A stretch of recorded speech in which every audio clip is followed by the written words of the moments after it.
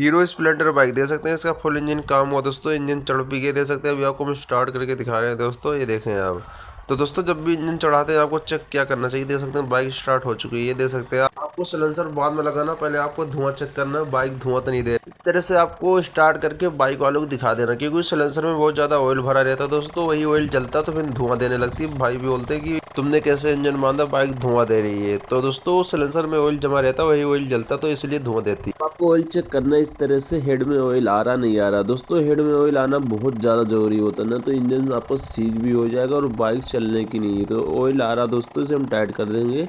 ये देखें, इसे बोलते हैं टैपिट कवर। तो टैपिट में ऑयल आना चाहिए ऊपर वाले में दोस्तों, दे सकते हैं।